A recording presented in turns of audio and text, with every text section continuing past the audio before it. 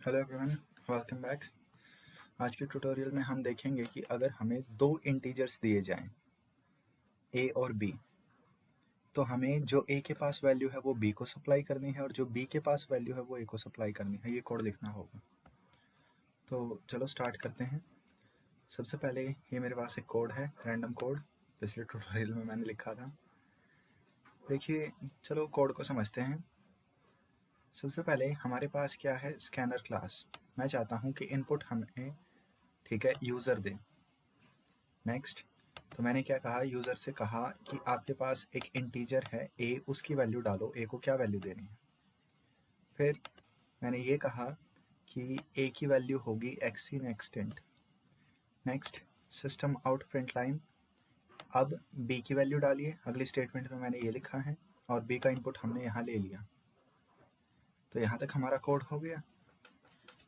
अब इसके बाद देखिए हमें क्या करना है, एक नया वेरिएबल डिफाइन करना है, टेम्प, बोले तो टेम्पररी। तो मैंने क्या किया, टेम्पररी को a की वैल्यू दे दी। तो जैसे ही मैंने टेम्पररी को a की वैल्यू असाइन की, टेम्पररी और a दोनों की सेम वैल्यू हो गई। फिर नेक्स्ट स्टेप, मैंने a को b की वैल्यू दे दी।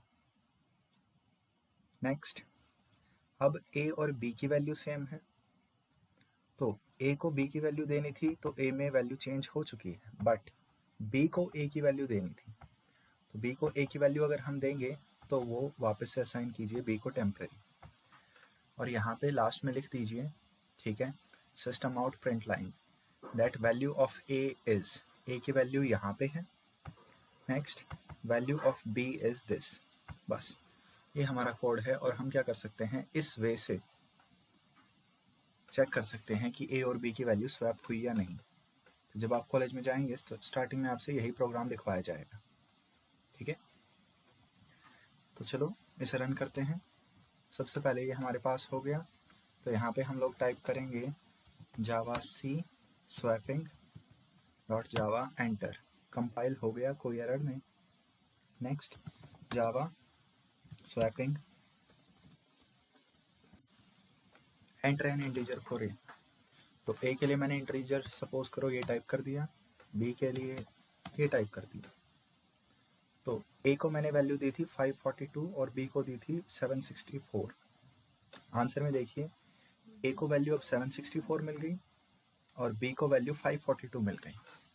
तो जो ए और बी को वैल्यू असाइन हमने की थी वो अब क्या हो गई, स्वैप हो गई, आपस में इंटरचेंज हो गई। तो मैं चाहता हूँ आप एक बार फिर से इस कोड को पढ़ें, देखें ये कैसे काम करता है। ओके, नेक्स्ट, अब इसके बाद मैं दोबारा से ये सारा कोड लिखूंगा, बट मैं एक्स्ट्रा वेरिएबल यूज़ नहीं करूँगा। जब भी आपसे कॉलेज में ये फर्स्ट टाइम प्रोग्राम लिखवाया जाएगा तो वहाँ पे आपसे कंडीशन दी होगी कि आपको एक्स्ट्रा वेरिएबल यूज़ नहीं करना। Without using an extra variable you have to find the value, you have to swap the value of A and B. तो इंटरचेंज करना है विदाउट स्वैपिंग, ठीक है। तो मुझे कंडीशन दे दी गई कि स्वैप नहीं करना। तो प्रॉब्लम क्या है कि मैं तो ऑलरेडी कोड लिख चुका हूँ, तो मैं क्या करता हूँ, इस कोड को, ठीक है, कमेंट कर देता हूँ। तो मैंने क्या किया, इस कोड को कमेंट कर दिया।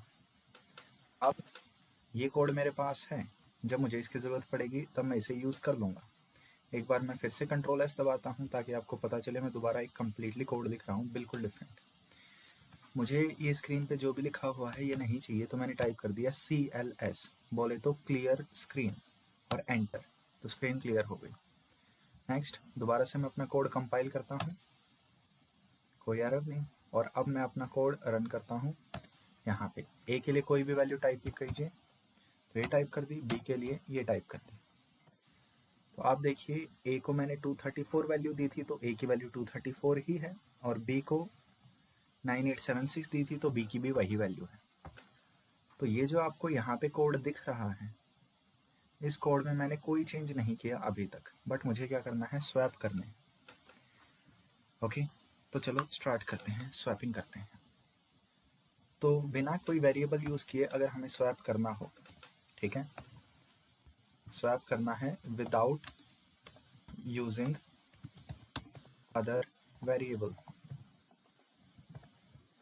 तो चलो मैं कोड लिखता हूँ। सबसे पहले मैंने क्या किया, ए को असाइन कर दी ए की और बी की दोनों की वैल्यू का सम, यानी ए की जो भी वैल्यू थी अब उसकी जगह ए और बी का सम आ गया। ठीक है, नेक्स्ट लाइन में मैंने लिखा यहाँ पे दैट नाउ, सोचिए किसके पास खुद की ओरिजिनल वैल्यू है, बी के पास।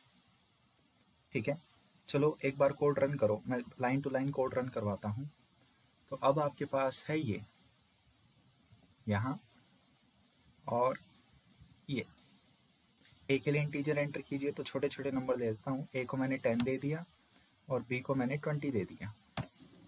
तो अब देखिए जब मैंने पहली स्टेटमेंट लिखी तो पहली स्टेटमेंट के अकॉर्डिंग हमारे पास ए 10 है बी 20 है, तो मैंने ए को वैल्यू दे दी ए प्लस बी की, तो मेरे पास ए की वैल्यू 30 हो गई, बी की वैल्यू 20 हो गई।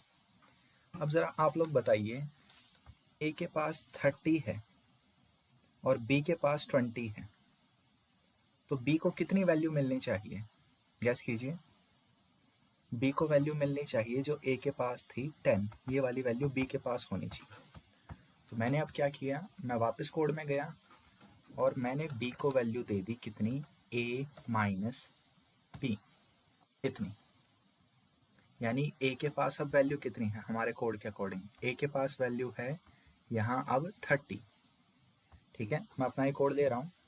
तो यहाँ पे इससे पहले यहाँ देखिए मैं मान रहा हूँ वही कोड लेके चल रहा हूँ।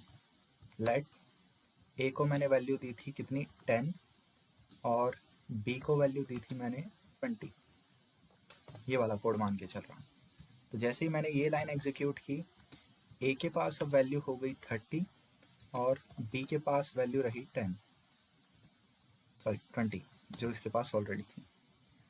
तो इस लाइन से देखिए, इस लाइन से हमारे पास क्या हो जाएगा, बी के पास वैल्यू अब आ जाएगी कितनी 10 और ए के पास वैल्यू कितनी रहेगी, ए के पास जो सम था वही वाली वैल्यू रहेगी। चेक कीजिए इसे। ठीक है, दोबारा से हम कोड कंपाइल करते हैं, बट पहले ये चीज़ सेव कर लेते हैं। तो यहाँ पे CLS क्लियर स्क्रीन हम टाइप करते हैं जावा सी, कोड को हमने क्या किया यहाँ पे कंपाइल और फिर दोबारा से कोड को रन किया। ए के लिए इंटीजर अगेन 10, बी के लिए इंटीजर अगेन 20। तो देखो ए की वैल्यू यहाँ पे क्या है 30, दोनों का सम, बट बी को कितनी वैल्यू मिल गई 10। तो कोड के अकॉर्डिंग जो अभी तक मैंने कोड लिखा है उसके अकॉर्डिंग ए की जो स्टार्टिंग की वैल्यू थी 10 को मिल गई, ओके, बट बी की जो वैल्यू थी 20 वो ए को नहीं मिली। तो मैं दोबारा से अपने कोड को थोड़ा सा और ट्रांसफॉर्म करता हूँ। अब बी की वैल्यू 10 है और ए की वैल्यू कितनी है यहाँ पे 30 है। ठीक है, तो मैं यहाँ दोबारा से इस कोड में हल्का सा ट्रांसफॉर्मेशन कर देता हूँ। अब मैं ए को दोबारा से वैल्यू असाइन कर देता हूँ ए माइनस बी, दैट्स ऑल। तो जैसे ही मैंने ये किया, बी की वैल्यू में मैंने कोई चेंज नहीं किया, लेफ्ट साइड आप देख सकते हैं ए है, तो ए को वैल्यू असाइन हुई, तो ए की वैल्यू अब कितनी हो जाएगी, ए की वैल्यू यहाँ से 20 हो जाएगी। कंट्रोल एस, चलो दोबारा चेक कर लेते हैं। CLS clear screen. ठीक है, यहाँ पे मेरे पास हो गया जावा सी और फिर यहाँ जावा, ये हो गया।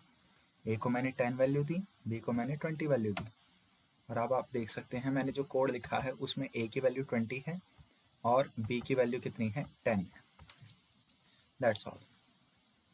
तो इस वे से मैंने कोई बिना एक्स्ट्रा वेरिएबल यूज़ किए, बिना एक्स्ट्रा मेमोरी यूज़ किए मैंने ए और बी की वैल्यू इंटरचेंज कर दी। तो ये हमारा कोड, ठीक है, थोड़े से कंपाइलर की स्टेटमेंट्स ज़्यादा यूज़ कर रहा है, बट ये स्पेस ज़्यादा यूज़ नहीं कर रहा। तो थोड़ा सा इस कोड के बारे में फिर से सोचना, ट्यूटोरियल को दोबारा से देखो। ठीक है, ये वाली कमेंट्स मैं डिलीट कर रहा हूँ। यहाँ पे ये जस्ट मेरे पास एक एग्जाम्पल था, तो मैंने ये एग्जाम्पल इसी को रन करते हुए ट्राई किया था। अब मैं एक और बार ये कोड दिखा देता हूँ। ओके, एंड फाइनली ये